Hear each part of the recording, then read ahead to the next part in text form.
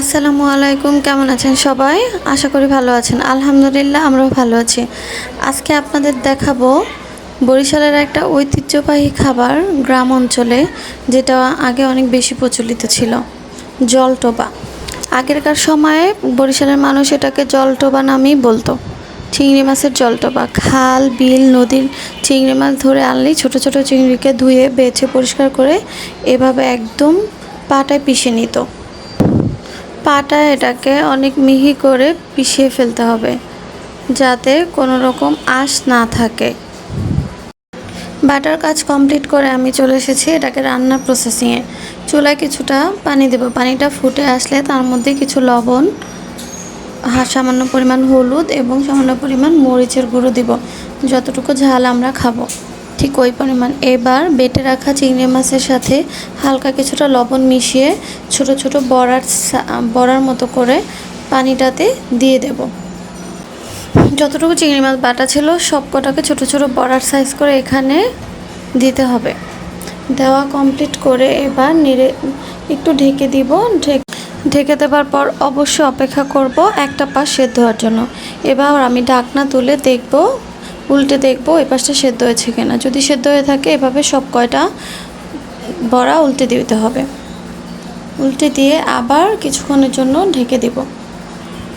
এবারও ঢাকনা দিয়ে অপেক্ষা করব এই পাশটা যাতে সম্পূর্ণরূপে সেদ্ধ হয়ে যায় সেই পর্যন্ত।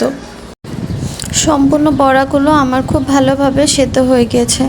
এবার আমি উল্টে পাল্টে কিছুক্ষণ ঝোলটা গাঢ় করে নিব। ঝোলটা গাঢ় হয়ে আসলে আমি চুলা থেকে নামিয়ে একটা কড়াই চুলায় দেব। কড়াইটাতে বেশ কিছু পরিমাণ তেল দিব।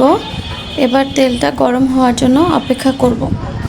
তেলটা গরম হয়ে গেলে আমার কেটে রাখা পেঁয়াজ কুচি, রসুন কুচি এবং কাঁচামরিচ কুচি দিয়ে ভালোভাবে লালচে লালচে করে ভেজে নেব। এরকম পুরো লালচে কালার করে ভেজে নিলে অবশ্যই পেঁয়াজ রসুনের একটা সুন্দর গন্ধ বেরোবে, যেটা দিয়ে আমি চিংড়ি মাছের জলটোবাতে বাগার দেব বা ফোড়নও বলতে পারেন, যে যেভাবে বলে থাকেন। আমার পেঁয়াজ রসুন ভাজা তেল সহ জলটোবার ভিতরে ঢেলে দিব। ঢেলে দেওয়ার পরে এবার নেড়ে চেড়ে আর একটু ঝোল সুন্দর করে বলক তুলে এভাবেই কমপ্লিট করে ফেলবো আমার আজকের বরিশালের ঐতিহ্যবাহী একটা খাবার, যেটাকে তারা জলটোবা নামে বলে থাকতো। আগেরকার দিনে বরিশালের প্রতিটা গ্রাম অঞ্চলের ঘরে ঘরে এই জলটোবাটা প্রতিদিনের খাবার ছিল, যেটা এখন বিলুপ্ত প্রায়। এখন অনেকেই হয়তো চেনে না এটা কিভাবে খায় বা কিভাবে রান্না করে।